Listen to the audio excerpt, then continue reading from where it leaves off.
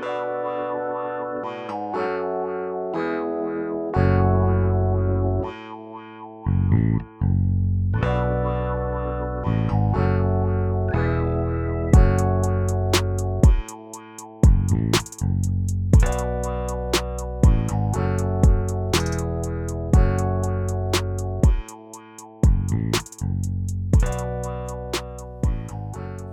back to another episode of Third Coast Noise. The word noise always sounds funny to me because it's like noise.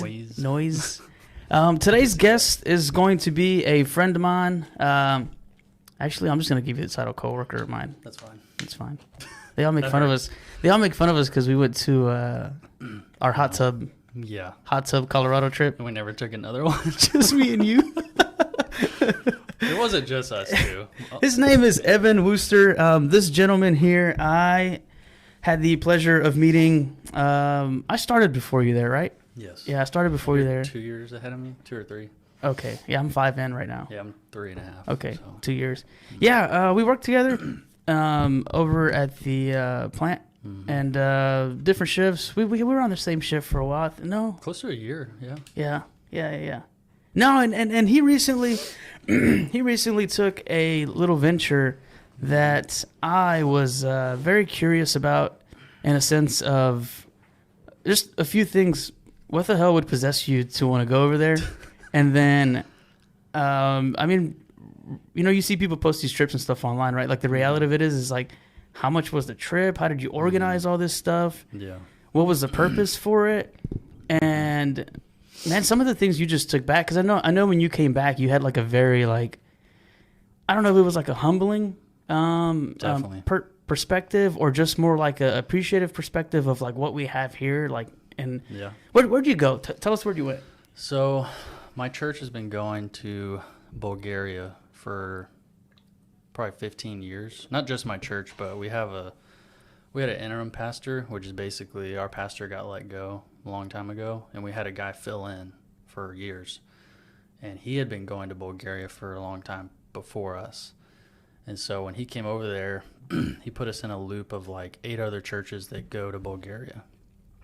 So their goal over there, they're like all Muslim, or they call it Eastern Orthodox, which is still Christianity, but it's kind of off of the Catholic branch. Yeah, they branch off of Catholics. I don't really know the whole story. I'm learning all that stuff. But they've been going for probably 3 or 4 years at my church. And this was my first time going. So, yeah, we go to Smolyan, Bulgaria. They established a really small church. You guys just took a quick Uber out there? Or no, okay. Well, if you want me to... how long was the flight? Like, I fly to Germany. It's 10 hours to Germany from Intercontinental. 10 hours? Yes. You didn't get like antsy? You didn't want to jump out or just like, I can't? No, is it different than like the regular flights? Because I've never been like international like that. This was my first international trip ever. So, I mean, I've driven to Mexico, stuff like that, but I've never flown internationally at all. What was the longest flight before that? Maybe 4 or 5 hours. And you just said, screw it, I'm just going to double it. Yeah, I mean, why not? I mean, I'd never been to Europe, so obviously I was like, that'd be awesome to go. And the church pays for some, but the money they gave me, I put towards the trip in general. I didn't like take it. But it's relatively cheap over there. So 10-hour flight just to get to Germany? 10-hour flight to Germany, and then like a 3.5-hour flight to Bulgaria from Germany. Are the planes different in going? Yeah, so I don't know what we fly over here, 737 or I don't even know. I think it's 47. 47 is what I flew. Oh, they're the bigger ones. It might be 37. I think. I could be totally wrong. Me neither. So we don't can roast me. Google it. Somebody can Google it. It's huge though. There's 3 seating sections, not 2. So like 3 huge seating sections, and the plane's probably twice the size of what you would fly to Colorado in. So, but yeah, 3.5 hours, and then we drove another like 4 or 5 hours just to get to our town. So my like travel day was around 24-hour travel day to get to my destination. What'd you stay in when you were over there? Hotels. Is it actually nice over there? So well, that's what I was gonna ask. Is it like it's third modern. world? It's like, so I don't know if they were a part of the Soviet Union or not. I don't know their history that well. It's probably bad. I just went over there, but all the buildings look the same. I'm sure you've seen movies and towns and stuff like that where everything kind of looks the same. That's kind of how it is over there. They're not super poor, but it's I don't know how to describe it. Is it like a corrupt government type system? I would say so. Yeah, they have like what do you call them? Prime ministers, and there's like a bunch of different branches. I mean, we have a lot of branches too, but there's not like one person in power over there, like a president or anything like that. Do y'all have to get? I mean, if you know, do y'all have to get like kind of like their blessing, almost like their approval to go in there and do what y'all did? No, or y'all, I mean, can anybody just walk in there and say, "Hey, we just want to help"? Yeah, anybody can go in there, but like I was saying earlier, Southern Baptist, there's like a Southern Baptist group Connected to the church. I think there's like 7 or 8 down here in our local area that have been going to this region for quite a while.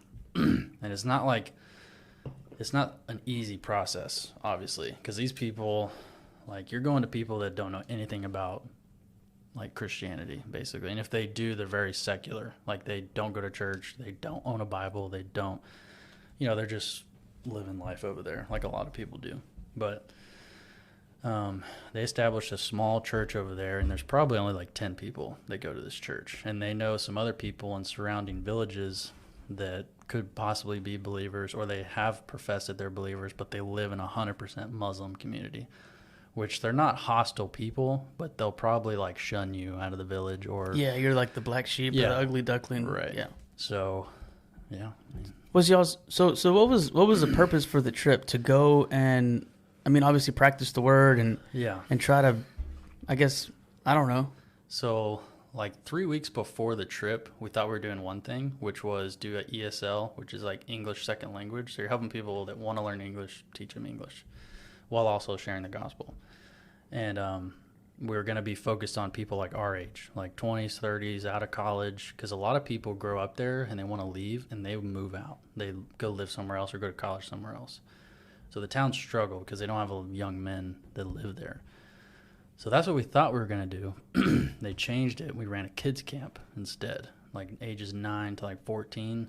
So we took them camping in the mountains there for like 3 days. And none of these kids have ever done like a camp, like church camp. It wasn't really like church camp, not like it is here. They had the Wooster Scout of America.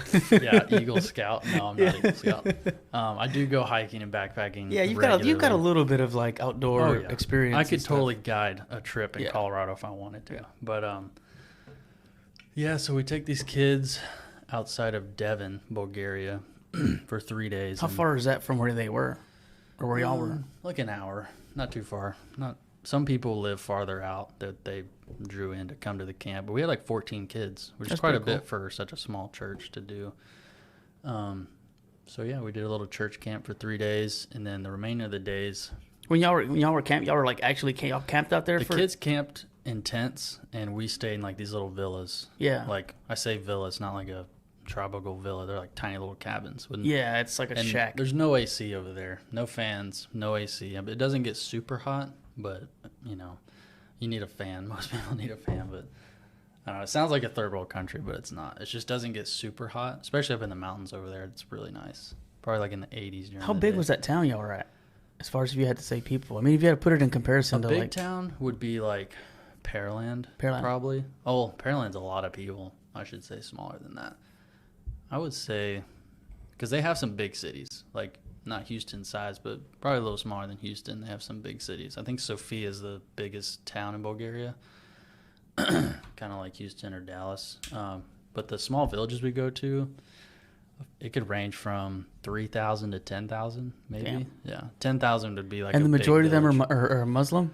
I would say it's a mix, and it's weird. I mean, it's not weird; it makes sense. But like, one village would be Muslim, another village would be Orthodox. But they're not so open to like each other, almost, or is they're very open. They're like very tight knit village. Everybody knows each other. But the village itself, not to like the neighboring village, right? Or is it? I would say it's friendly, but like they just don't. There's no conflict probably that we know of, and they're not fighting each other, but they just don't integrate with each other at all. Man, if you had to put. Because you've been in Mexico and stuff too, right? Like, if you had to put, like, their structure and, like, their, I guess, society, what would you compare it to? Like, is it like us, like here? Is it like Mexico, small town? Is it? It's very different over there. I mean, it's hard to almost describe. Like, I would say a lot of the European Try to if you could paint a picture of it and put it into words of like the culture or just like the towns? the town your experience of like their town, their lifestyle, like their environment, like their society. I would say it's very like I wish I could live that way. They're very disconnected from the world. Nobody really owns smartphones. I mean, some people do, but you can tell they're very disconnected and they really just focus on their village, you know, like they live small town, like a true small town vibe to them. And they're pretty old school. Like they eat super fresh stuff. Everything's local. Not 300 markets. milligrams of... not Black Rifle coffee. But, no, it's very welcoming. Like you can tell, you get a really nice small town vibe. Even in the bigger villages, like 10, 20,000 people, you still get that feeling to these villages. And I say village, I mean they're just small towns. But and I mean, are they? I mean, they're not. I mean, they're obviously like. I mean, they're like pretty like developed still, right? They're not like. No, it's modernized. They're all driving around in cars. Yeah. They all got phones. I mean, they're not poor. Like I said, they're just. It's different. Yeah. I mean, did you see anything as far as it like was like a common issue while you were there? As far as like maybe, I don't know. I mean, people just not, neglected as far as like food or just people not having clothes or not having. I didn't see a lot of that. I'm sure there's good amount of poverty over there, but it's not like a huge problem. It's probably a bigger problem here than over there. Probably. Yeah, there's so many more people here. Our system's so screwed up. Like, yeah. I mean, there's no reason why. Their system's not perfect, but you're talking about you drive like 2-3 hours into the mountains, and then there's like a somewhat modernized village. I mean, like you're probably not going to be poor. Not really. I mean, you're living off of the local community. Yeah. So I think they do really well, honestly, over there. Man, what's something that you could, because, you came back and you said something along the lines of like, man, it's just different. Like, you had a different perspective and things like that. What was some of those things that you came back that you were like, see, because, I mean, when I go certain places or like when we went to Costa Rica, people have phones and stuff too, right? Mm-hmm. But also too, like the people are like all for like the water, for the land, like for just human interaction, like they're not really worried about, like they're not I mean, obviously everybody's different, right? But the majority of the people there were super welcome. They weren't worried about brands and flashy stuff and things like that. For the majority, like, we're spoiled, huh? Yeah, well, like, it's the same over there. And, like, I would say it's pretty close to what it's like here. I would say Costa Rica is probably better in that sense than over there. Over there, I mean, people probably know, like, a lot of European places are very similar over there, and they are probably about the flashy stuff. Even like people that couldn't afford it are probably about it over there. Same society problem. There's so many like knockoff like brands over there. They're trying to sell like fake stuff. I mean, did you grab any gear while you were there? I got a knife over there. Any drip? You brought a knife back through TSA? Well, through my check bag. Oh. And I brought a fishing rod back home. Dude, I actually brought honey back. I bought honey from this old lady in the mountains. And you're not supposed to do that. Well, I know, and that's what I was getting ready to say. Do you want to just put that... I'm just going to open the jar and where do you live? outside. What's your full name? What's your date of birth? Maybe we shouldn't post this. No, it's cool. Yeah, something with, I think, like, as far as, like, the... what is it, like the I guess like not the pesticides or bugs or something that can you're not spread. supposed to bring something like that. Yeah, it's like when you go to Mexico, you can bring it's like I think the corn you can't bring, or there's certain products any that agricultural stuff you're not because of pesticides and stuff they can get in here. We don't have. Trouble, hell yeah, you'd wipe out a nation if you did something like that, man.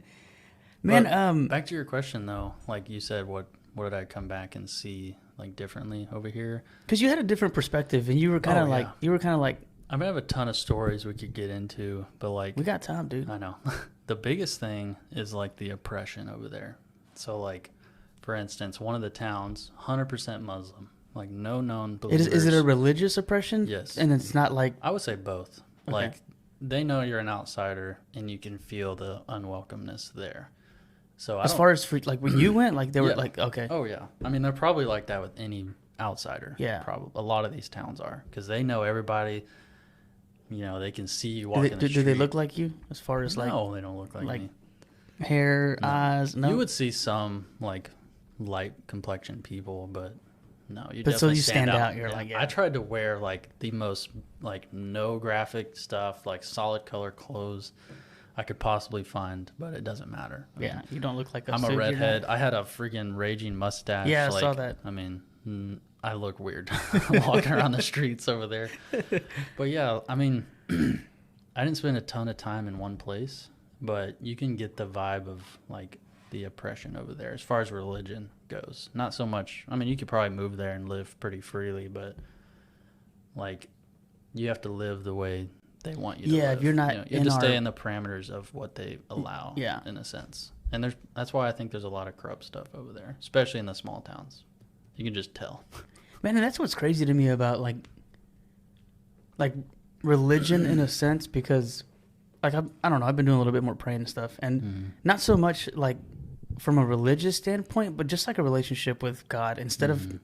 I mean, look, maybe I'm wrong. I don't know. My personal belief is like it's the same thing. It's just one of us is taking a bus, one of us is taking a boat, the other one's walking. Like, Oh yeah. and it's like we focus so much on, you're driving the car and I'm taking the plane. Like, we're better than you, or it's just like, dude, the goal is to get there, right? Like the goal is to have the relationship there. Why does it matter which route we take? Like, It depends. I mean, everybody has a separate role, and I think a lot of people can view the church and religion as like a lot of hypocrites. And you're right. A lot of people are hypocrites. And like, I don't claim to be better than anybody else. I mean, you see me on a day to day. I don't walk around all like, oh, I mean, that's. Oh, I was just kidding.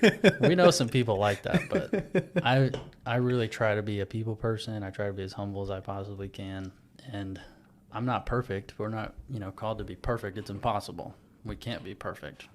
That's why we need Jesus. Yeah. So, but yeah, I mean, I agree with what you're saying. Like, we all have a different route and whatnot, but I don't know. We can get into whatever. We got time, dude. We got plenty of time. When do you, are you planning on going back? Would you like to go and take another trip? We're definitely needed over there, 100%. I mean, these people, like... In what sense? From, like, a religious standpoint? I would say a religious standpoint. Yeah. I mean, yeah, they're fine. Like, they're not, like I said, a super poor country. We don't need to go over there and build houses or anything like that. It's just a religious standpoint, a Christian standpoint. Like, I'm a Christian. I go to a Baptist church. Like, they don't know the gospel. A lot of these people are just secular. Like, a lot of people here don't really go to church, don't own a Bible, couldn't tell you where the book of John is in the Bible or anything. Or they know who Jesus and God is, but they don't know a whole lot. How do you approach that? Like, what's your approach to that? I mean, because I know sometimes it can be overwhelming for somebody, right? Because especially when somebody isn't open to that, right? Like, and those people aren't super open people. I mean, yeah, see, that's closed off. how do you that's the thing for me. It's like for the longest time, I was like, whatever, but like I just been doing a little bit more reflecting and just teeter-tottering it, right? Yeah. And some things will happen and some things will fall into place. And I'm like, man, there's no way. Like, there's no way that's just a coincidence, Luck, yeah. right? Like, and I always look at it like this. It's like it's either the spirits. You can pull it, dude. Oh, that's good. Yeah, that's good. It's either one of two things. Either the spirits are aligning, life just worked out, or man, that's God, dude. There's no way that like I was the other day. I was in a funk about something, and I can't remember what it was, and I was kind of stressing about it, and well, I know what it was. I just don't want to say it, and I just kind of like just prayed, and I was like, look, I don't know what the hell's going on, but just put it into place, right? I just kind of let it all go, and I was like, I'm not gonna worry about this. Like, I don't have control over it, and Right. a lot of it is me stressing over things that haven't even happened. And dude, sure as shit, like within like a couple hours or like within that day, like things just fell into place, and like I just had to like sit back and just kind of like I got chills because I was like, man, there's no way that that's just like the sun, earth, and the moon aligned, and it's like spirit, like like and I'm all over the place. I'm in like teeter tottering with things, and I had a conversation with my mom the other day, and it's one of the things that I've been working on is like my mom's here, still, and I'm fortunate for that. So is my dad, and then both my grandmas are here. I lost both grandpas, but I've been trying to get a lot better as far as like making time for them because I don't want to wait. I don't want to get to the point to where it's like too late, and then it's like shit. I should have spent more time with my mom, right? So I was at work Saturday or Friday, I think is what it was. Her and my dad, like I'll randomly text them like, "Hey, love you, hope all is well." And man, I call my mom, and this is another one of those things, dude, where I'm like, man, there's no way that like this is not, at least again, whatever you believe in, spirits, God, the planets or whatever, stones or cards or whatever the hell you want to believe in, right? Like, had an hour-long conversation with her, and I didn't even bring certain things up to her. And then she was just kind of feeding that stuff back to me. And I'm like, how the hell did you know? Yeah, like what are the odds, man? Like, what are the odds of some of the things that I've been working on and some of the things that I've been struggling with and some of the things that I've been trying to do? What are the odds that you're push that table together? That's good. I don't know what it is, man. Just wrap it around the there you go, whatever. Make it work. Yeah, and it just like, man, I don't ever really have those like deep conversations with my mom, Dude, when we were on the phone for an hour, I finally had I was like sweating because it was in the back of that. Yeah.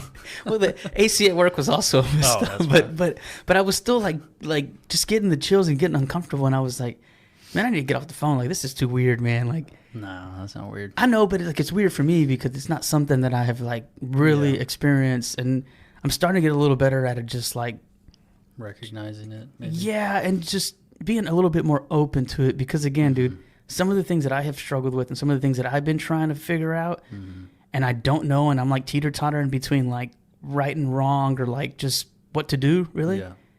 It's all been leaning in on once, like little like clues are being left like as I'm going through my day, and I'm like, what is this? And like a lot of the stuff that like people that like I listen to, like the self-development and stuff like that or whatever, their core thing is like having a relationship. And it's like, if this is a common denominator for these people that have like this, their version of success, right? Yeah.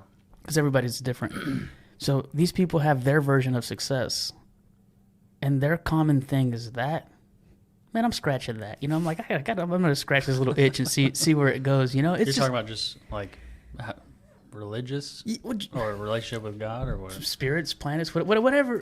I struggle with it, dude. I mean, I really do. Like, a lot of people do. I mean, we were.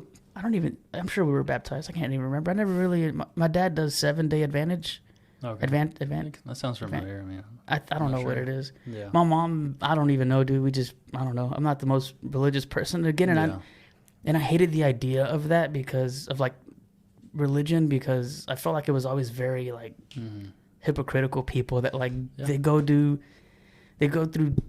shit during the week and then they go to service and then they're like, oh, sorry for whatever, and then they leave and they cut you off and flip you off and all kind of stuff, and it's like I never liked that, so I was just like, I don't know. I do know that as I've been, like I said, trying to dig deeper into my own personal things, like little by little, some things are like popping up, and it's like, man, there's no way that's this, and I don't know, man. Well, those are good things. I mean, like, I can totally relate to, like you were saying, a lot of people go to church and they, and then they go back to their normal life, and a lot of people fall into just like checking it off the box, like, oh, I went to church today, I'm a good person, or I read my Bible today, I'm good, but that's definitely not what we should be doing. I mean, I've been blessed with a pretty good small church, and like I've never experienced that at my church, but I know there's a lot of people out there like that, and like my spiritual journey is probably similar to yours but different in a lot of ways. I mean, my parents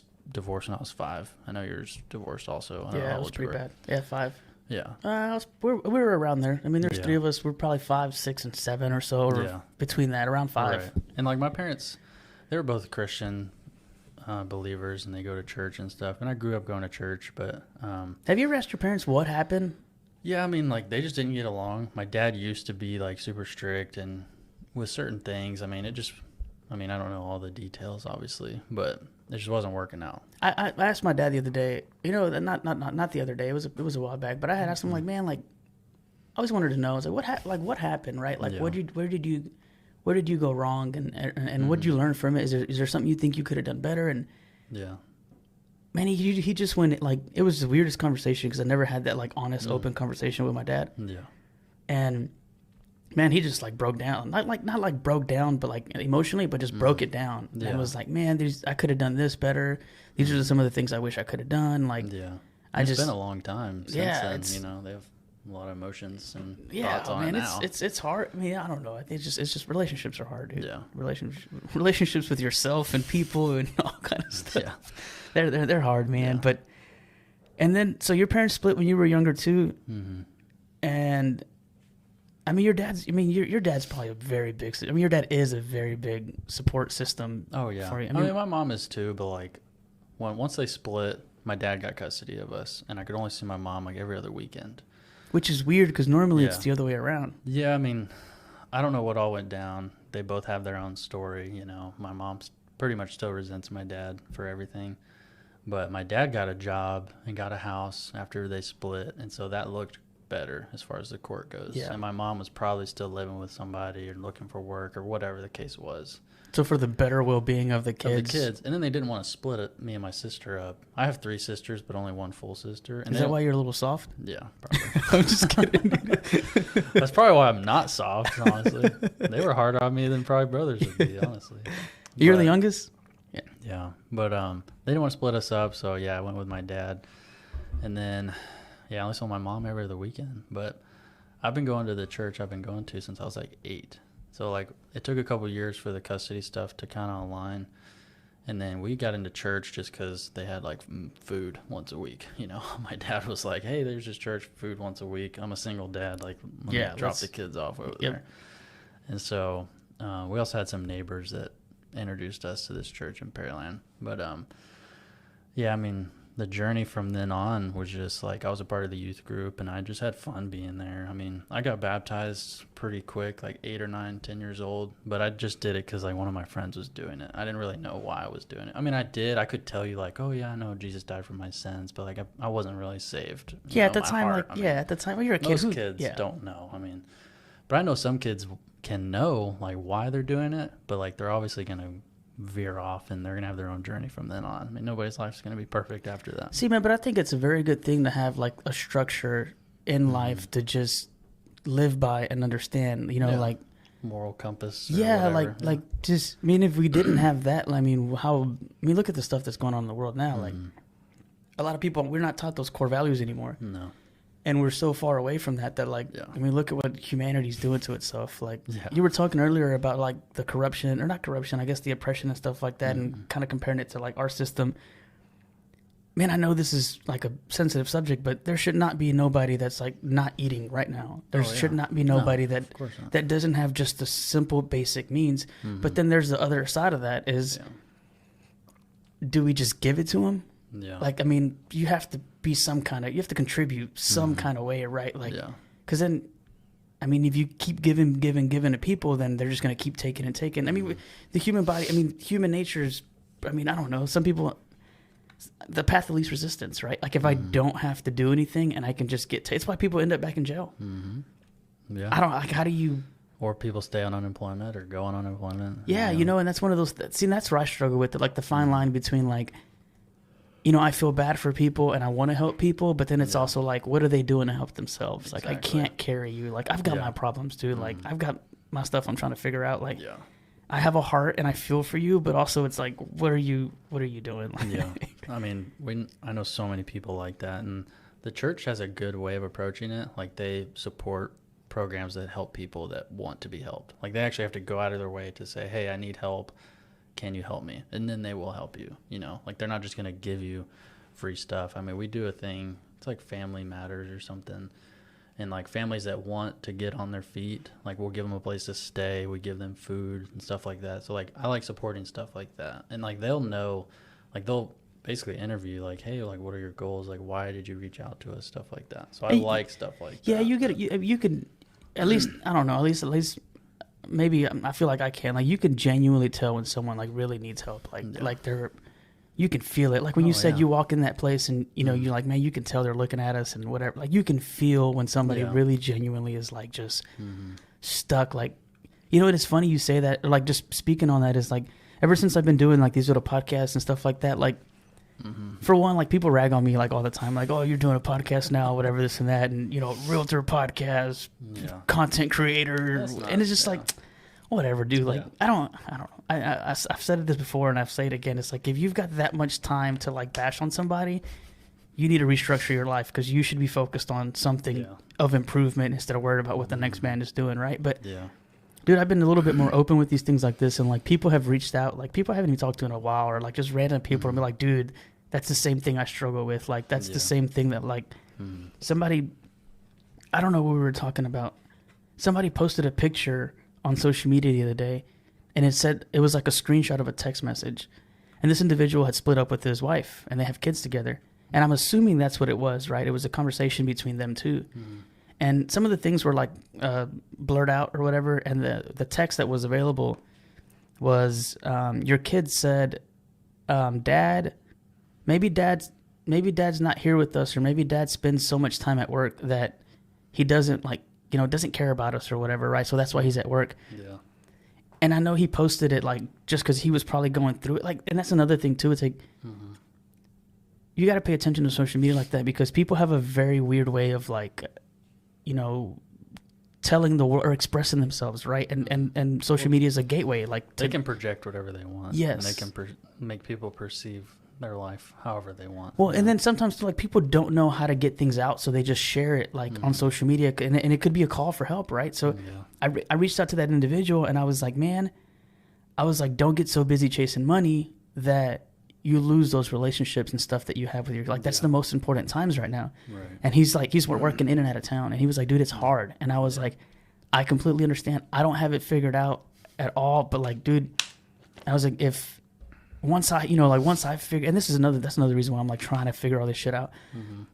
Because I want to be able to bring this back to the table and say, look, dude, you don't have to go that route. Like, look, you can be present more. You can be involved more because, dude, those like years of childhood like that, like I remember my parents like working all the time, and my mom working all the time, and it's like, imagine if it was different. Imagine if there was like more.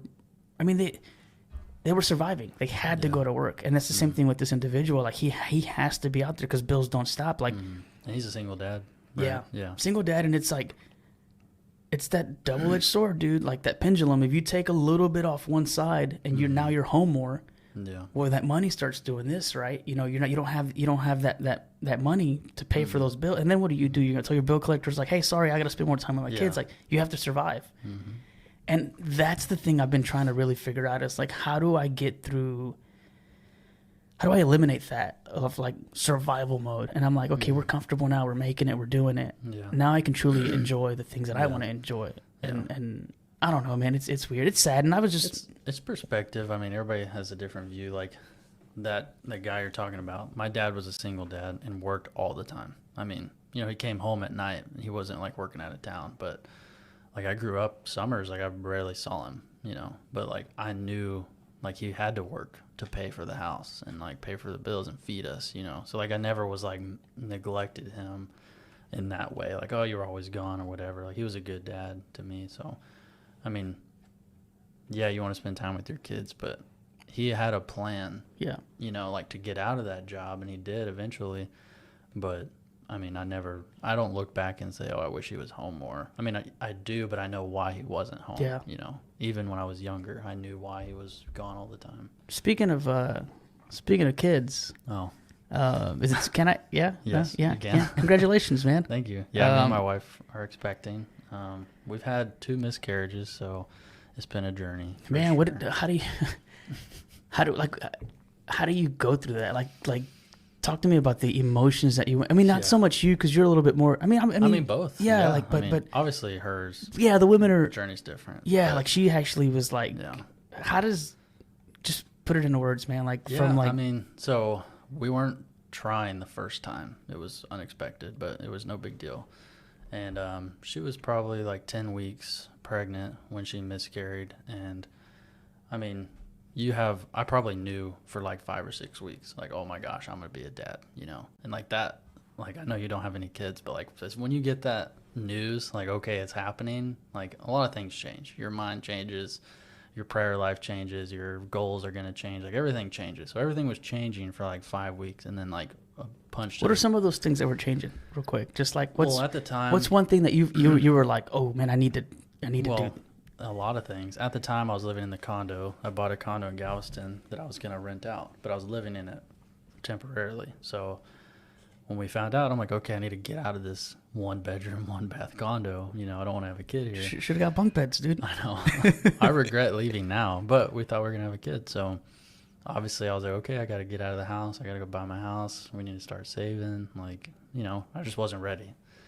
And, so, yeah, I mean, a lot of things change. Your mind is going to change a lot. And I think everybody's going to think different things when they're expecting. I mean, some guys are like, whatever, it's no big deal. But, I mean, obviously I wanted to make life better than what it was. But, yeah, she miscarried at 10 weeks. Is she okay? Is she okay if you talk about this? I mean, we're very open. Because, dude, nobody talks about it. No, and it's sad, dude. And it's 1 in 5 pregnancies. 1 in 5, 20%. I've got some good friends of mine that went through the IVF stuff, dude, and it got to the points where like, and people don't talk about that either. Well, I don't know if I want to say this or not, but it got to the points where like I think I'll just say a little bit. One of the individuals was like, from a financial standpoint, dude, I don't know if we can keep doing this anymore. It's and so they were at the point of like, and you know, and that's another thing that I asked myself. I was like, why is it that like these two? I mean, look, I don't know their entire life, right? Like, as far as to me, they've always been good to me. They seem like sweet people. Just, I mean, they're not bad people. They've got standards and morals. I mean, a beautiful couple, right? And I'm like, why are they going through this? Like, what is it that, like, they did wrong? Like, why do they deserve this or whatever? And I kind of just stopped thinking about it. And they just celebrated their son's 1-year-old birthday party. That's awesome. And dude, and he's the cutest fucking kid, dude. Like, just the mom's funny because she always posts like photo shoots. That poor kid's got like 1 million pictures already. He just turned. Well, yeah, dude, you go through all that. Like, I mean, that's how I feel now. Like, we need to like definitely talk about that more. And it's like that right there, and then the loss of a parent. Because I have another friend that. She was pregnant, and if I remember correctly, the mom didn't even get to meet her daughter. She was pregnant. I think she died when the mom died. The mom passed before the baby was here. Oh wow! I think, but the baby made it. Yeah, and like every now and then she'll post something about like, you know, like shared memory with her mom that pops up on Facebook or whatever, and it's just like, dude, like I don't even know what to say to that because it's like, dude, those emotions of like not like having your mother here, like, you know, and like, who do you go to? Like, I can call my dad and be like, Dad, I'm stuck. Like, look, Mom, like, hey, what do you? You don't have that. Yeah. It's like, holy shit, dude. Like, no. Definitely, people need to talk a little bit more about that. Sure. But okay, that's why we're super open. Because I mean, I'm open about anything. I'm pretty open book. Anything. I'm open about anything. I'm not open for anything. But no. So like. Okay, so y'all had 2, right? Yeah, we had 2 miscarriages. So the first one wasn't planned. First one, I mean, yeah, the pregnancy wasn't planned. And then right after the miscarriage, probably a couple months went by. And then me and her went through like a super rough patch. Like, I don't talk about this much, but like, I wouldn't say we're on the verge of divorce, but like, we went through a pretty rough patch. Some things were being brought to light that like we both were finding out about each other. I mean, you know, when you get married, things change. Well, especially when you go through that situation and you don't know how you're going to react as a person, and then you don't know how they're going to react as a person. Right. You start to really figure out, like, nothing happened. Like, we weren't like disloyal to each other or anything. It was just learning how to live with each other and figure everything out. But we've been together for like 10 years. So I mean, you think you know somebody, and then you get married and live with them, and it's very different. You don't know how someone's going to act until they're put into that situation, especially since they haven't been there before. Yeah. So that really showed us that like God was definitely in control. Like, we weren't ready to have a kid yet, and then like all this stuff got brought to light after that. And I don't think it was because of the miscarriage, but it obviously showed that like it was just timing. God's timing was like we weren't ready. So then once we kind of like, let me stop you right there real quick because you touched on something that I have been putting into perspective for myself. Is as much as I want something to happen, as much as I want to do something, as much as I want to, you know, obtain these things and do these things or whatever, I have learned, I don't know if it's again, it's just, it keeps me at peace. Mm-hmm. If it keeps me grounded, to just accept the fact that like I'm going to end up where I'm supposed to be. Yeah. The opportunities that are supposed to happen for me are going to present themselves. Yep. And it's no longer of like what I want. It's just more just pray. Yeah. And just let it, hey, if this is for me, it's for me. I listened to a quote and it said, I think I said this on the last one or maybe or so. It's like, life doesn't happen to you, life happens for you. So I look at things like that when it's like, okay, this didn't go the way I wanted it to, then this wasn't for me. Yeah. You know, and if it didn't work out in my favor or how I thought it was, can I fix it? What can I do to fix it? And if I can't and I can't do anything about it, then it just wasn't meant for me. Right. That has taken me a very long time to understand and accept the fact that like I am not in control in my life. Yeah. It's all, I mean, I am in control in my life, but the bigger picture is not, it's not my picture. Yeah. It's already been painted, right? Right. So it's just a matter of me going through this picture and figuring out where I'm supposed to be. But anyways, okay, sorry. No, you're good. I mean, I'll touch on that a little bit. Like, I feel like I learned that pretty young, like 16 years old. I had a friend, pretty close friend, commit suicide when I was 16.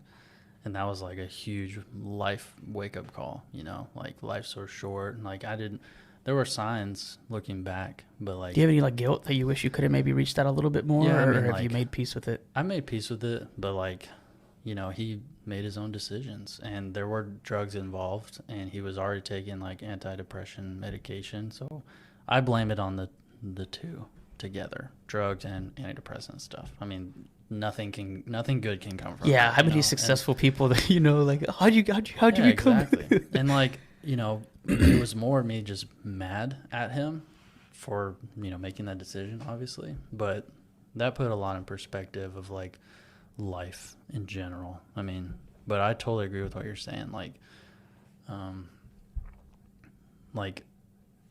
all my goals in life have been like, okay, God, like this is where I want to go. Forgive me if this is not where you want me to go, but you know, I'm going to look for signs that this is what you want for me. Again, like I was talking about earlier, those little things that have been kind of falling in the right place. It's like the little cherry or just the little, I don't know, reassurances that whatever it is I'm doing, praying a little bit more, digging deeper into certain things, like dude, those little small little rewards are there. It's like a little dog that's like chasing the little treats, just kind of going through life. Literally, that's what's happening. And everybody has a different journey. Like sometimes nothing works for you, and I think that just shows people like that's not where God wants you to be. Again, life doesn't happen to you; it happens for you. Yeah. So in that failure, it's because that this is not for you. Yeah, your door opens on that end on this next step. Right. Yeah. So man, talk to me a little bit more about this miscarriage thing. Okay. What was some of the toughest emotions that like she went through that you think? I mean, obviously, don't get in trouble now either. Don't.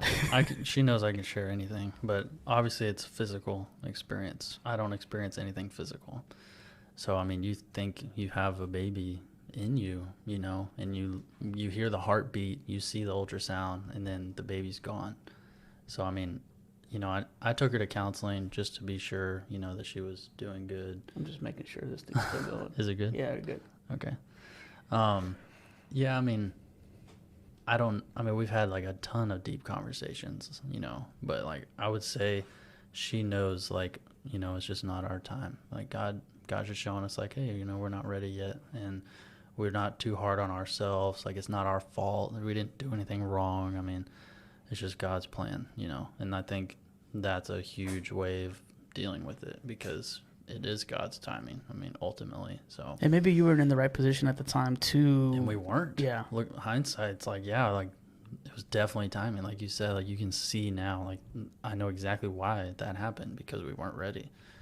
And so then we went through that rough patch, and then like kind of making up from that rough patch, we tried again. We're like, hey, let's try again, you know. And once you get a little taste of it, it's a high that you're like, oh, I want a kid so bad now, man. Like, and so we tried again intentionally. We got pregnant immediately. And I would say she was only like 5 or 6 weeks when she miscarried again. So like we didn't even have a doctor's appointment or anything, like, but we knew she was pregnant for like a couple weeks. And she miscarried again. And so we're like, okay, 2 miscarriages. Let's slow down. Let's look at you physically. Let's go to the doctor. Have everybody look at us. Man, like, let's talk about that right there, because I think, like, I'm a total failure. Like, what did I do wrong? Like, why me? Like, is it my body? I'm not enough. I'm not worthy. Like, were those any of those emotions ever pop up in that? Like, I would say a little bit, but we had already kind of learned the lesson of God's timing. So I think it's a lot of people's struggle is like they start to like just be hard on themselves, but ultimately like it's what's going to happen is going to happen already. Like that's just my your perspective plan and on his life. plan. Exactly. Like it's not my plan. Like I can't do anything to change the course of my life. You know, only God can do that.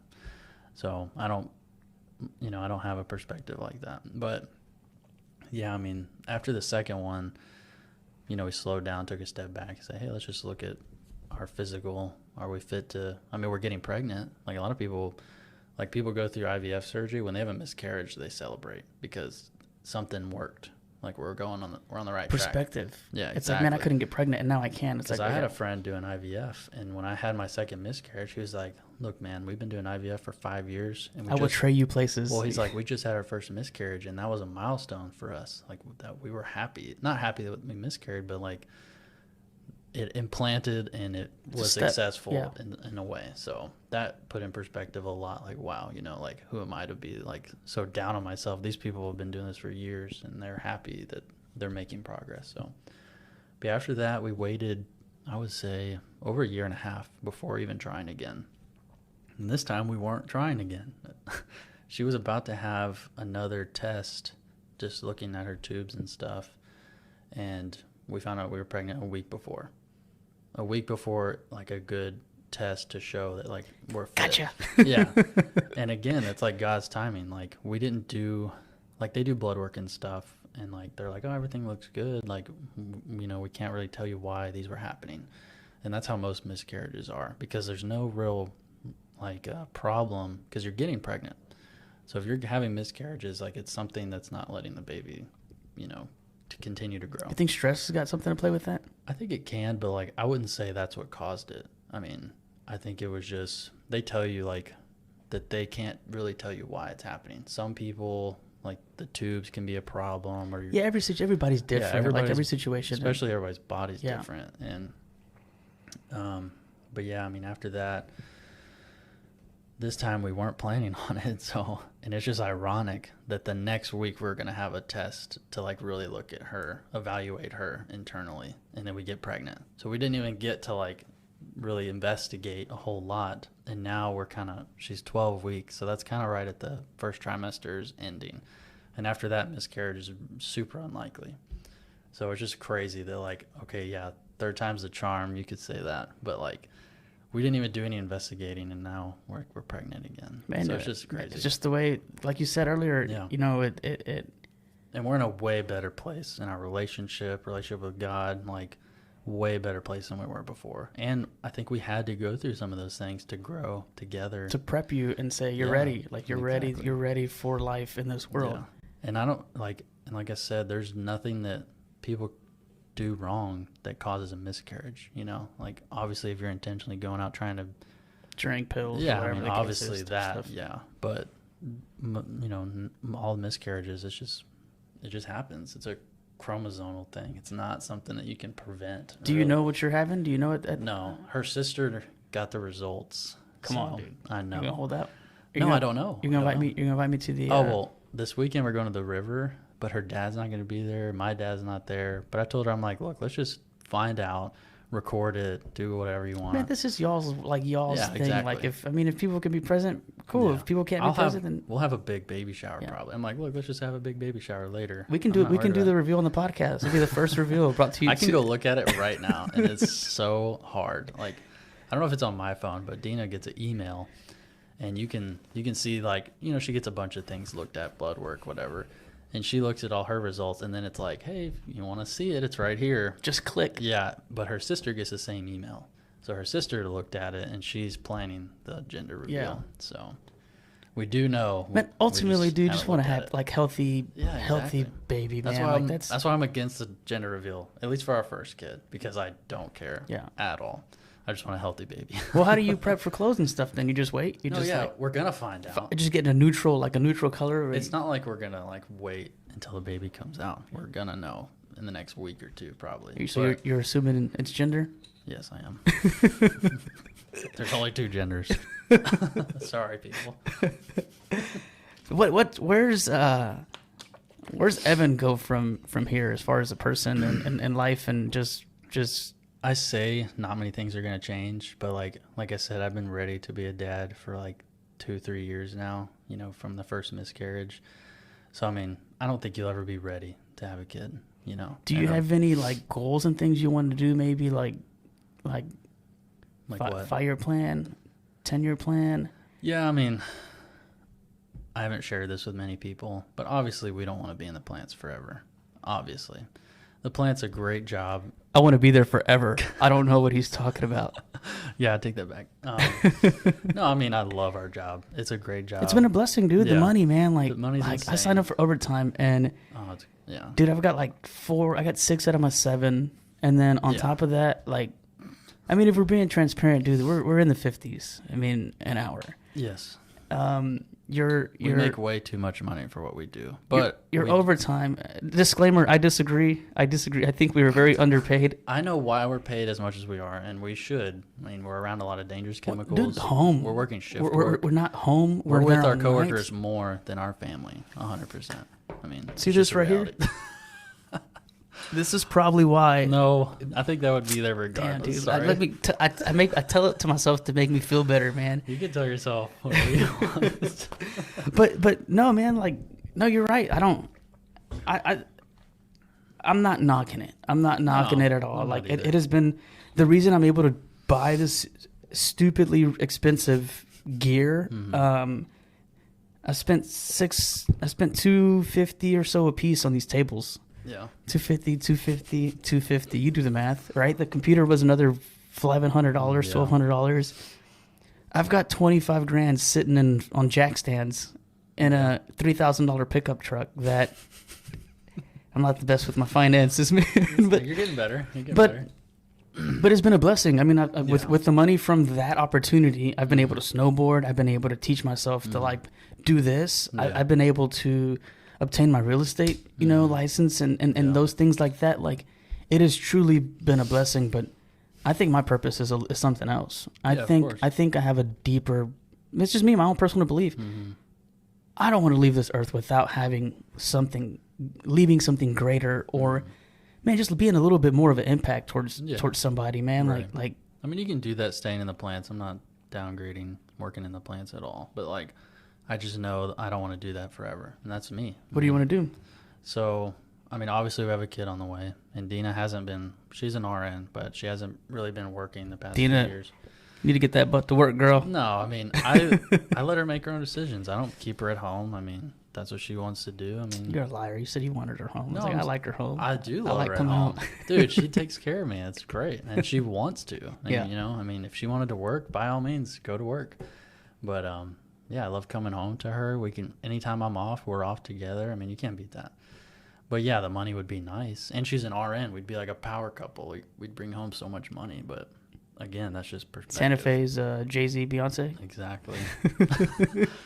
No, but I guess goals, I mean, my perspectives on life's not really changing because I've been wanting to be a dad for a while. So, I mean, we're blessed with a good job and everything. But, yeah, getting out of the plants, I mean, I'd say I have a 10-year plan to get out. But, obviously, circumstances change, life changes. I could retire there for all I know. I mean, I kind of take it day by day. I have certain goals in mind. Like, I used to be super driven, super goal oriented, and that's how I got to where I am today.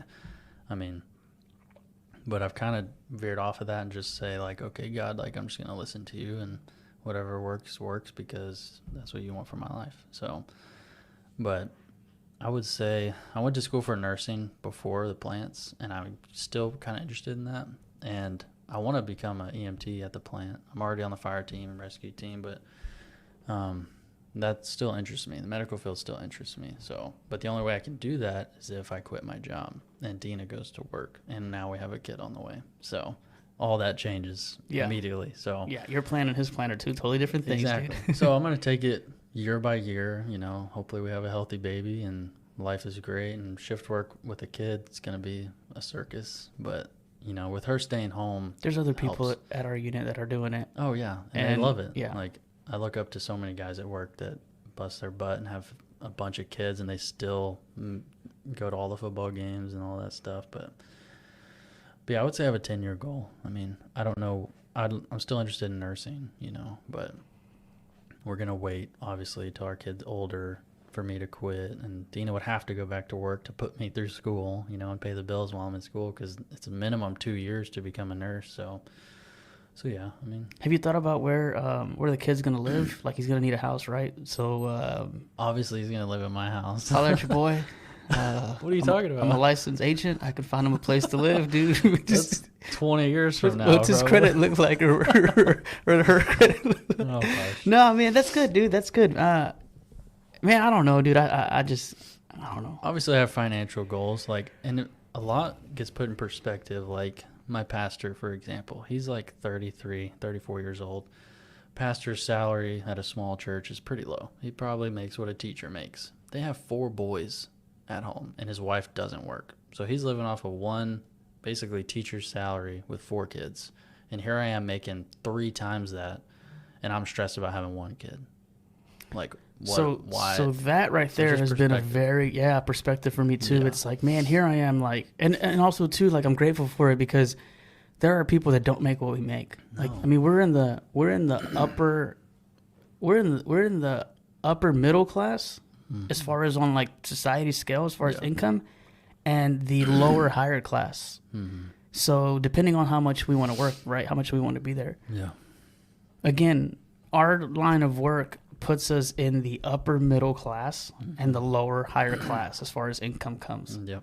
So for those that don't Google it and just look at that amount of money, that puts us in there into perspective. Mm-hmm. But also too, with that being said, not to be like cocky or whatever, some of the stresses that I have, I look back at, like, one, they're not real, because I'm creating a stress in something that's not, hasn't even happened, right? Yeah. And I'm in a position where I can kind of buy my way out of, like, my problems, right? Like, I can, like, do things that, like, Yeah. realign my problems. And not only that, dude, it's like just what it's been able to provide. Like, gas has gone up, I sign up for more overtime. Well, it just, honestly, like, you know, we've been blessed with our job, and we don't feel the inflation. the impact. We don't feel the inflation. I mean, we And then feel we're- it, but it doesn't hurt us. Yeah. It doesn't. And, like, It doesn't hurt I us. feel guilty in that sense, you know, but I mean, That's why I was trying to give away $40 worth of gas on the last I'm podcast. trying to help people, all right? Yeah, I mean, I'm doing what I can, man. Yeah. But, like, yeah, it's just perspective. I mean, we've been blessed with our job, and I'm willing to quit my job and make less money as long as it pays the bills. And I think that's where we kind of miss it. I'll tell you this is I thought for the longest time chasing, like, 6 figures was going to be my end all goal. Yeah. I was like, I just need to make 6 figures and all my problems will go away. And the reality of it is no, it wasn't. We have more problems. Well, now. well, my purpose and my reason for that was just like a chase of something. And then again, tying this all back into something, I started to ask myself, what makes me happy? What does my picture of happiness look like? If somebody gave me a blank canvas and a marker and was like, draw what you want. Yeah. It was never really based around money. Like I started digging deeper into myself, and like that image of what I truly want. But it's hard because you never know what it's like until you get there. Yeah. So it's hard for people to understand that, like, you know, some people are going through it, right? Like, we're blessed. Others don't. Others are blessed in a different sense, right? Maybe not from a financial standpoint, but their idea is, oh, I need to get to 6 figures. I need to make that money, man. If anybody is chasing money, you're never going to have enough of it. You're never, and if your purpose is always money, you're always going to want more and more and more. So with that being said, is like, whatever it is that you're going to do is find a deeper, again, what makes you happy, right? You have to have an understanding of what makes you happy before you can do anything. Yeah. Because if you can give yourself happiness and your plate is full with happiness, anything addition to that doesn't matter because you yourself internally are at peace and you're happy. So anything else that comes is just the extra. Yeah. And that is what I have slowly started to kind of think about. And I was like, again, chasing money and buying more this, buying more that. And I was like, this is silly, dude. This is silly. Like, this is not really making me happy. No. And I started doing a little bit more of these things as far as like reading certain things and stretching and trying to meditate and just working out and trying to find my version of happiness here with myself. Yeah. So that anything else or anything that goes away outside of me doesn't faze me. It doesn't bother me. And I think too, it's because like the pressure of society, dude. Well, that too, but like I'm talking about the like good things that you're learning. Like, I think you're going down the right track. Coffee. Oh my gosh, you drank the whole thing. Yeah. Like the perspective of like whatever happens is because God wants it to happen. I think that perspective helps a ton. Like, you start to see why things are happening and where God wants you to be. Or you understand your purpose is not really like what you thought it was, and your purpose is something deeper. And not to get like, I know religion and stuff is a sensitive thing for people or whatever. It's like, look, man, I'm still human. I'm still going to drink beer, right? I mean, I'm still going to do everything in moderation and in balance. But also when I do these things I have a structure, a grounding structure now that it's like, hey, yes, those little leisure things are nice or whatever the case is. But ultimately, like, don't forget your foundation and your core is not dependent on that. And that, too much in excess is wrong, right? So with that being said, like with the coffee. I know. I thought that's where you were going. But I mean, like too much of anything is wrong. Like, you got to just find a balance. Like you got to find a balance between the things you like, the things you enjoy, where you want to be, like your goals, like family. Like, you just have to find a balance, man. But literally that, like, learning and understanding that, like, my end goal and my actual end goal are two totally different things. Yeah. And then how I get there, I may not even get there. I may get to this point and say, hey, you know what? Yeah. This wasn't your goal. Your goal was not to get here. Your goal was to get here. And I'm not going to find that out until I start moving towards whatever I think or I'm supposed to be or whatever the case is. Yeah. I mean, it's a constant journey. I mean, like, back to religion. I mean, I know people think it's a sensitive subject, but I'm still learning a ton. I don't claim to be perfect or know the Bible. I mean, not many people do unless you go to school for it or really study it your whole life. And like, I've been in the church my whole life, but I haven't really dedicated myself to really learn it. And like, I've been challenged, especially at work, on like why I believe what I believe. And then you start to question yourself, like, why don't I study? Why don't I know the history of the Bible and like where the Bible came from, for instance? I mean, it's a constant journey in that sense. But yeah, I mean, I don't know.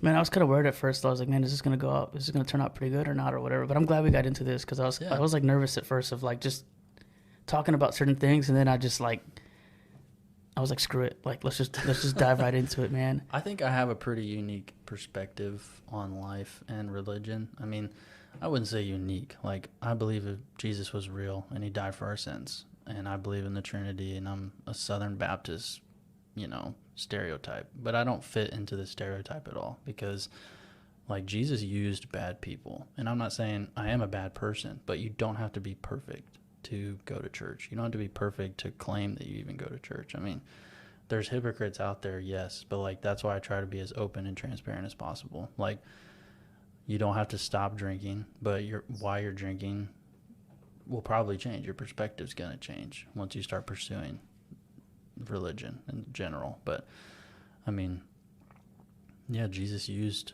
a ton of bad people. I mean, you don't have to be perfect to go to church. And I just think we just need to all just ultimately just be good people to one another, man. We need to just like take a step back and realize that like life is temporary, right? For everybody. Everybody has a different expiration date. Yeah. And I think that just ultimately we just need to really take that in perspective and step out of the picture that you're in right now and just look at like, man, the blessings that are here. Look at like, find your gift that you're good at. Yeah. And how can you help somebody, right? Like, almost like look down and see who's like trying to come up to where you're at and get to where you've made it, and how can you help them? How can you help? How can you help get somebody to the next? Man, and that like feeling of helping somebody, that feeling of just like being there for somebody is such a rewarding feeling. Like, like it's a fulfillment. And just learn to like, man, just love your neighbor, dude. Like literally, like just love your neighbor. Like, and I struggle with this all the time. Not like physically my neighbors or whatever. Like they're cool people or whatever. But like sometimes I get road rage, and it's just like, everybody does. It's okay. But I have to, I fight it. I'm like, okay, you don't know what this person's going through. Like, you don't know what this person just dealt with. They could have just lost somebody or found out a relationship problem or something, or lost their job or financial hardship. Like, don't let your emotions and don't let your stresses, like, I don't know, I guess cause a reaction towards like somebody else's stuff. Like, you really don't know what. Yeah. I don't know, man. Other people are going through. Evan, I appreciate you for coming in and taking the time to sit with me and just have this conversation with me. We're probably going to get made fun of at work, but they probably don't watch this anyways. I don't give a shit. I don't give a shit. Yeah, you follow it. More views, more likes, subscribe. Yeah, man, I appreciate you for being just transparent and bringing this stuff to the table. Yeah. I know I didn't touch on a whole lot. I mean, my trip was definitely life-changing. I mean, to sum it up, like, it put in perspective, like, priorities, you know, and they've definitely changed just going over there, seeing what's important. And, like, you're not going over there, like, walking around trying to share the gospel to everybody you meet. You know, it's really about relationships, and that's, you know, I look up to you a lot. You're a people person, and that's what we're called to be. We're called to be people person. We're called to make relationships with people and love people, and, like, it's easy to get caught up in the day-to-day and focus on yourself and not really pour into other people. And, like, that's my biggest takeaway. You would technically look down on me if, you know, like, because you're like, what, 5 something? So technically 10, 11, 10, yeah. If you lower your seat a little bit, then you can maybe there you go. No, but I think you're right, man. I think even if, like, I don't know, even if, I don't know. I was just talking to you earlier about it. Like, I want to leave an impact on anybody and anything, at least something, dude. Like, something, man. Like, yeah. But that's what the trip put in perspective for me. And, like, I want to get better. See, and the trip might have been for you, not so much for, like, your purpose of going down there and spreading the word, right? The trip might have been another, hey, you're not ready for a baby right now. Here's could have been, it could have been one of those things where, like, hey, you're not ready entirely right now. Yeah. You need to take 2 or 3 more trips before you can actually, like. Yeah. It really opened my eyes, like, that you don't have to be some perfect churchgoer to go out and, like, plant seeds for the glory of God. You know, like, he's going to use whoever he wants. And it's not always going to be perfect. Like, my pastor said that, like, this trip we just went on was, like, the best trip he's been on. Like, there's other times where you go and you make 0 progress. You know what I'm saying? Like, people, you can't talk to people, you can't meet up with people, but, like, this trip went super well, and I got to see a ton of stuff. So it was awesome. Are y'all open to, like, if I wanted to go and You could go. Yeah. Yeah. Do I have to like get initiated or get clicked into your church? No. What's the initiation? Do you like jump somebody in the back alley or something, or what? Do you have a color that have to wear, like, red or blue? No. No, but it's definitely changed a lot. I mean, I want to learn more, like, biblically, history, because, like, people are going to challenge you. Like if you go over there and you're claiming to, like, share the gospel, you better kind of know your stuff. You don't have. You got to be creditable. Yeah, you don't have to. You have to have the credentials. The Spirit's going to work in no matter what, but I want to be able to back it up and help people understand why I believe what I believe. And so, and, like, it's probably a bad perspective, but, like, I feel like I can't go around sharing the gospel if I don't know what I'm talking about. Like, yeah, I believe in God and everything, but why? Like, how can I explain that to someone? It's a process. And so that really showed me, like, okay, where I'm at with my relationship with God. And so that's kind of my goal right now. That's kind of how I did too with the real estate thing, because I was, like, preaching, like, oh, buy rental property. Yeah. I don't own a single fucking piece of rental. So it's just like, what am I? So my game plan changed a little bit, right? It's like, I mean, obviously I bought this house before, so I know the process, right? You know, and I've helped somebody else buy another house, so I'm familiar with that buying process, right? Yeah. The selling side I got down, but as far as, like, the investment stuff, that's where I really want to dig deeper into it, because like you yourself, you're learning that depth and that deal, like that hard into, like that deep into religion and your relationship with God, and you want to learn that and put that out there, right? That's the same way I feel about getting into real estate as far as investing side, because I want people to know that they don't have to work that hard. They don't have to be tied down to a job. You don't have to really, you can find another cushion and source of income. The only thing is how many people do you personally know that are doing that, right? Like it's no one, I mean, there's a few people or whatever. So I want to get into that, and I want to. Did it turn off? Yeah. Did it really? Yeah. So, like we were saying, welcome back to another episode of. Man, apologize about the cheers. So I learned something new right now. The battery was like not all the way charged. It was showing green. I think it was yellow. Or it might have been green. I don't know. Maybe halfway or a little more. But this was a learning experience for me, right? Because the way I'm recording this, it is actually two sources. I have a video source and I have a mic source. Yeah. So the reason you could hear everything was because the mic source, the audio source never died. Yeah. The video source died. And I was freaking out. And I thought I lost the file. I just lost the image. Yeah. So I learned something new. And then I was, I mean, you guys can see it. You guys can see what happened. But, man, we're just going to wrap it up. Thank you for coming and sitting down with me. Thank you for taking Colorado trip with me, and jumping in the imaginary hot tub. Yeah, we need to go again, dude. Let's go ourselves. No, let's take more people. That way it's not. Yeah, we could do like a unit outing.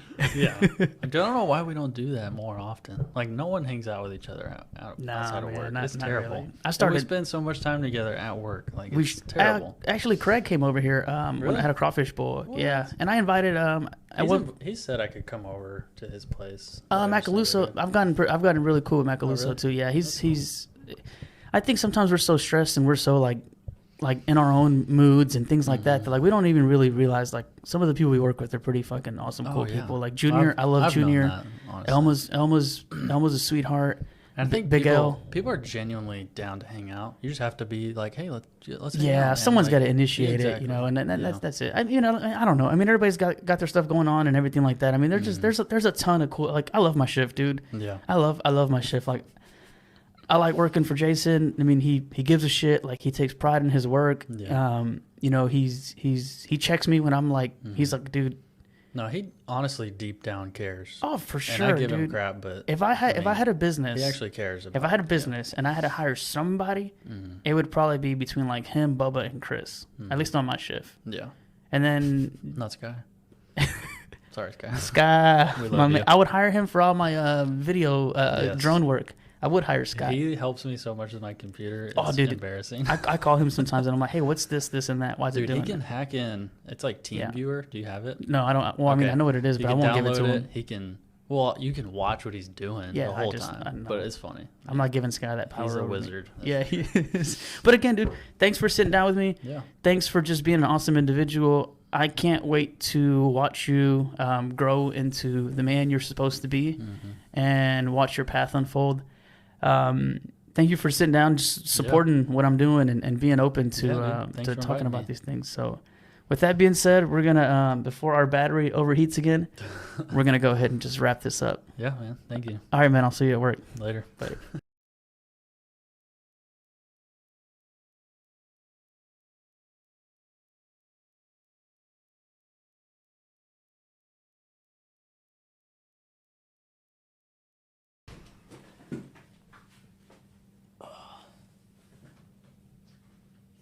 Your camera battery?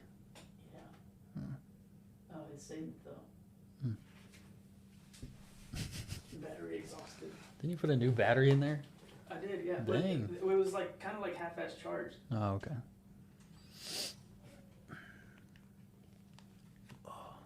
Just sucks wearing glasses, like the over-the-ear headphones push down on your frames, and it just like gives you a headache. Dude, we've been in. How long was that? At least an hour. Oh, that's not bad. That's nothing. Is it going? Yeah, it'll go right now. saved it. And we're back with another episode. I'm just kidding.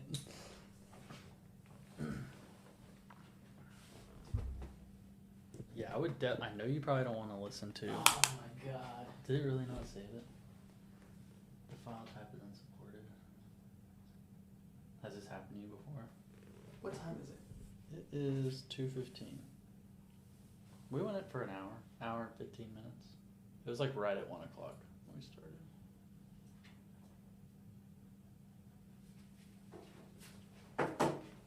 Did it really not work? I don't know. I don't know how to make this work. Well, what did you do in the past? I've never had this problem on my phone. So that's the one that just saved, right? Yeah. Open with.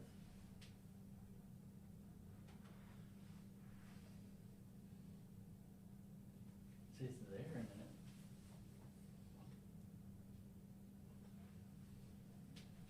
It's like trying to play. Is that the whole bit? No. Can't be. Well, it died, so.